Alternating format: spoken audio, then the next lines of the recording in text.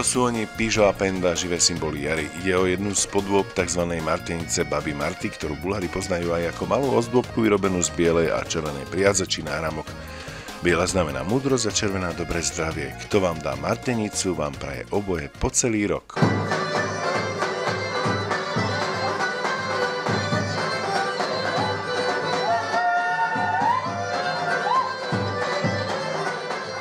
Martenica je tiež symbolom matky prírody. Biela symbolizuje čistotu topiaceho sa bieleho snehu a červená zapadajúce slnko, ktoré sa s napredujúcou jarou stáva čoraz intenzívnejším.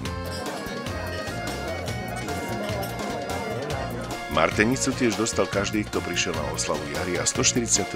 výročia oslobodenia Bulharska spod tureckej nadvlády.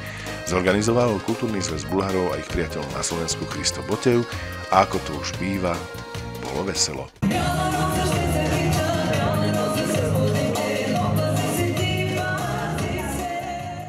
Dnes sme sa zišli tu členovia kultúrneho zväzu Bulharov, priatelia naši slovenskí a zároveň aj ďalší priatelia z ostatných menšín.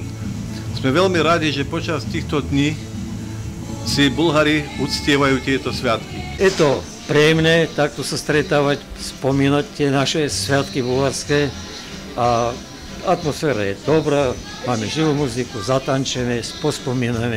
Pre dámy si mužská časť osadenstva nachystala tulipány ako symbol úcty k ženám. Boli aj také, ktoré dostali do daru symbol bulharská ružo.